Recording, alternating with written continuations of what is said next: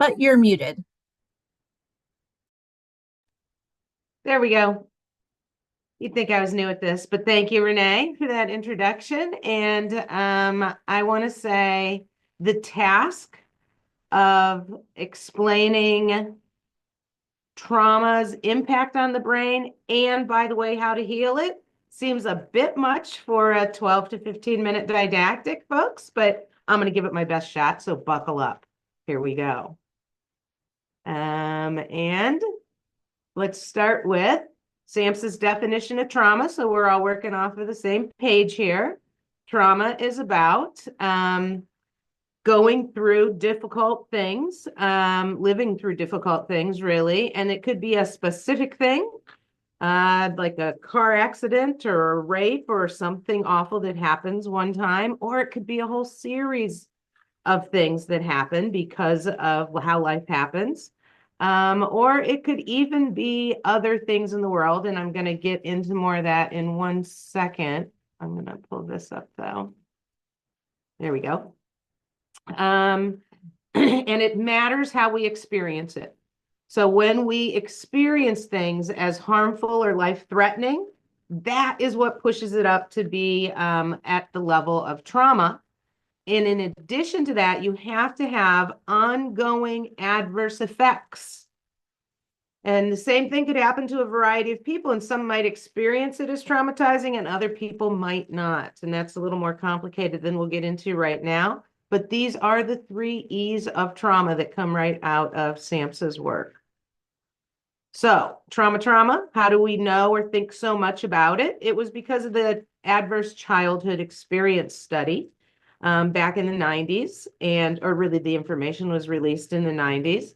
And they identified these 10 areas or circumstances that would people identified as frequently being traumatized by these things. And so they sort of gave us the framework to start thinking about trauma. However, I want you to understand a couple of things. One, the population was very privileged, and so privileged people who may not identify everything as traumatizing, that people who seriously experience trauma identify in different ways.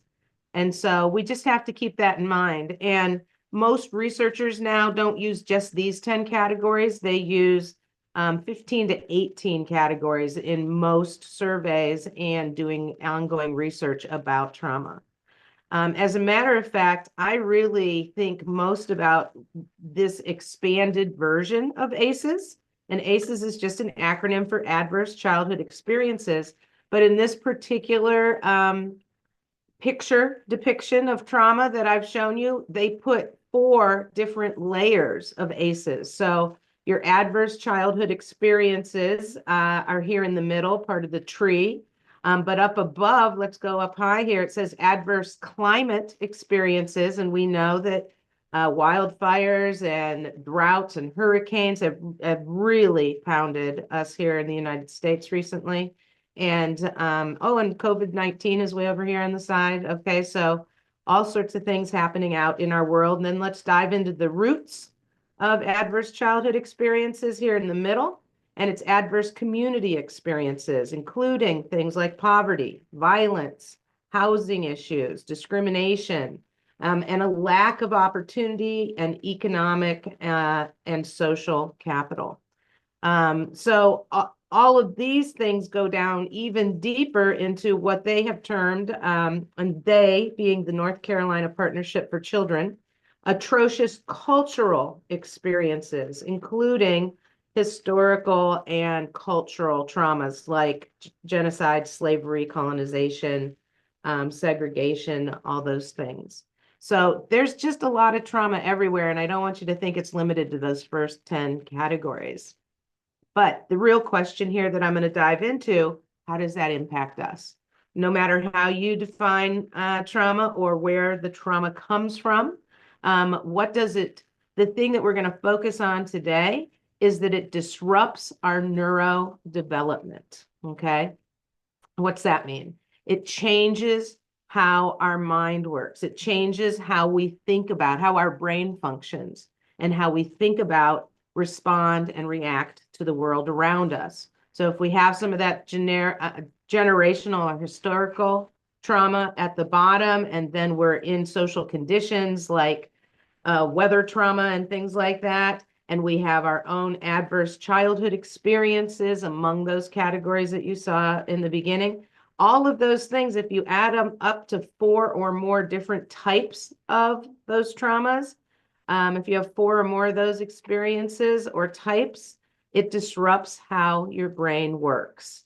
And that's what I'm going to dive into for another minute here, is that disruption. What's that mean, that it disrupts your brain? Well, I'm going to show you how your brain works first under very typical conditions. And my favorite way to do that is just with my cell phone, because when you pick up your phone or touch it, it like locks into things. It lights up and tells you have a message or somebody's calling you or things are going on. Okay, so we're going to use that as the input to our brain. So you see something happen on your phone, and at first you just see it. That's an observation. But pretty quickly your brain interprets what you're seeing. So for instance, when I wave my phone around, even putting it up to the camera to you, I could see my nephew's picture on that phone. And that's my interpretation. Oh, there's Crosby. And then I process that information, whatever else was on that phone, and I evaluate what my options are. I make a plan and I have a response. Now that all happens pretty quickly. I see the phone lit up. I interpret who it is or what the message is. I process that and decide. So I also had another message pop up on there. And I have to think, what do I want to do about that message? Am I concerned? Is it an emergency? Can I ignore it? Because I'm busy right now, in case you hadn't noticed. And so I'm going to make a plan to look at my phone again later. And that is the response. So I'm going to flip my phone over and turn it down. Now, that took me probably a little around a minute and a quarter to explain that whole process to you. But my brain does it all in a split second.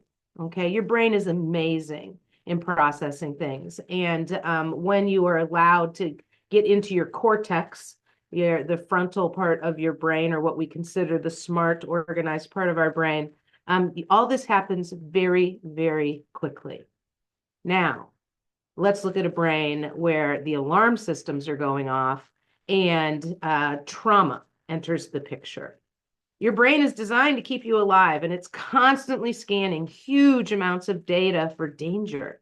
And when it interprets things as dangerous, by the way, that's the first change that happens when trauma disrupts your cognitive processes. You overinterpret danger. You see things and you immediately think this could be dangerous for me. So anything you see that seems the slightest bit dangerous causes you to take this red line shortcut right here, okay?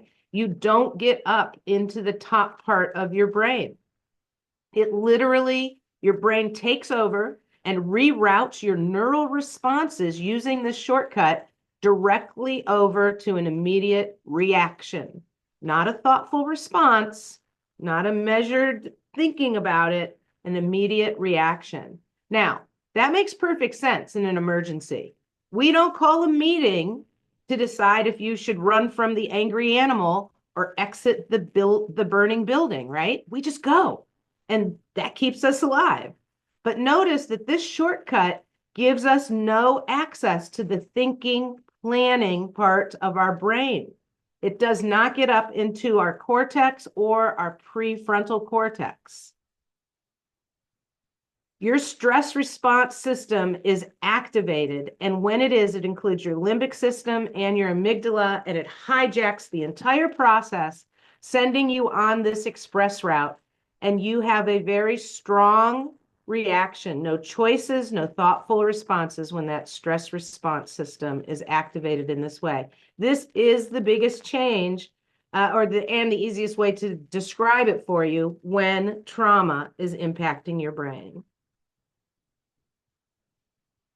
With repeated stress, so ongoing chronic stress, I'm sure some of you remember the pandemic, or perhaps you feel a little ongoing stress these days as we're battling through budgets and things at the state level, and trying to find out who am I going to be able to help and how's that going to look next year.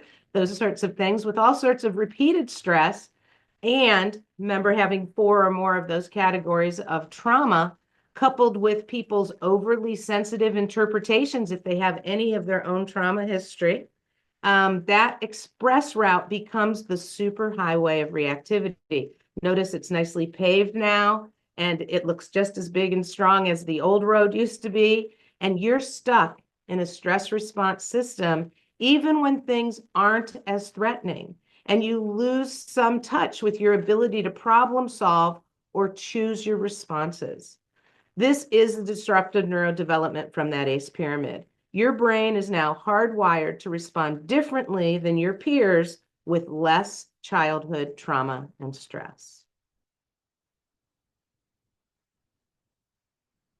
That express route has become the only road. So let's look for a minute about an activated stress response system. When you live with trauma in your life, you either have a history of it or it's current, and or you live in chronic stress. And probably the biggest chronic stress that's easiest to identify for most people is poverty. Living at or below the level of poverty leaves you in chronic stress. So the pandemic was also one of those chronic stressors. And although the pandemic affected all of us, poverty only impacts people who are indeed living in that poverty stratosphere. Historical and childhood trauma, if you have significant history of cultural, historical, and childhood trauma, you're going to have much stronger reactions and more difficulties with all of the added or current chronic stress, which activates your stress response system. And what does that do? It kicks in your survival skills. And I know you all know the survival skills. They, at shorthand, are fight, flight, and freeze. And the question becomes, if this is designed to save us, to help us, as this is how our brains are designed to work, what's wrong with that? Well, the problem is your survival skills are not really that pleasant to be around. Fighting, running away, being impulsive, freezing up, it doesn't seem that helpful to the other people around you. And in many cases, and since we're here talking about youth, when youth behave this way, adult response is typically just to punish those behaviors which are trying to save their lives. So now more than ever, we all have to be trauma informed. We have to understand that essentially the problem here is that strong negative emotions, when we sense danger, activates your survival mode, and including that superhighway of reactivity, which is all part of the limbic system here, this blue area on the slide. Again, really great for outrunning a saber-toothed tiger, not so good for solving problems, making friends, and looking for solutions. It actually prevents reflection and taking broader perspectives, considering others, all of those things that help us get along with each other in the world. And unfortunately, folks, it's an either or situation. We simply can't use both parts of our brain here, the thinking brain and your prefrontal cortex, and that's up under your forehead, right? And the limbic system. They don't operate well at the same time. So, as I wrap this up, we're going to talk about when we activate our stress response system and kick in those survival skills, which are also known as trauma responses. We want to remember when people are behaving that way, they're doing it because it helps them escape or deter perceived threats, and also can alleviate pain or distress that's caused by that inescapable threat. But as I said, it often looks like aggression, impulsivity, and self-centeredness. And we need to think of survival skills as ways that any reasonable person, you and me included, would act in order to escape a threat or alleviate pain. And so the first thing we need to do to help heal people is stop punishing trauma responses and survival skills. So one more thing I want to mention from this ACE pyramid, and that is, there we go.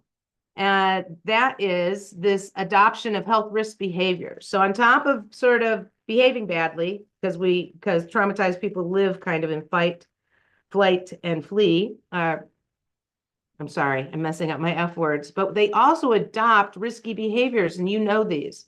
They're addictive behaviors, they're behaviors that make us less healthy, make our bodies less healthy. And there's a very strong relationship between those behaviors and people with lots of trauma. And so that also sort of sets people's minds against trauma survivors because they're like, first of all, you're not that pleasant because you are aggressive, impulsive, and self-centered. And secondly, you have all these bad habits. Why aren't you helping yourself? And we just have to remember all of these things are attached to the fact that they were exposed to so much trauma. So the solution, what do we do? How do we heal? I'm going to go back to SAMHSA. These are the 4 R's of trauma-informed care. And this will help position us to really help the people that we're working with and for. And notice I said with and for. It's very hard to differentiate the workforce from the clients because we all have lives. We all have our own histories and experiences. And very few people are unscathed by some sort of trauma.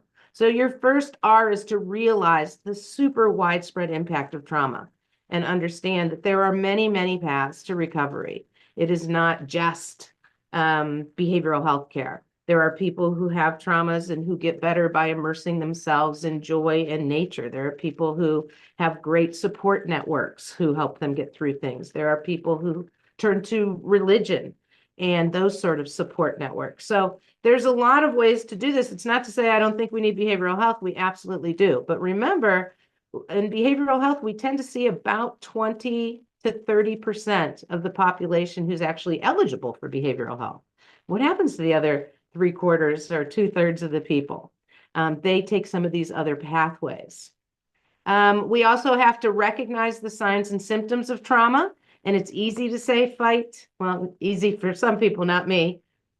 Fight, flight, and freeze. But it's really hard to deal with all of those negative behaviors.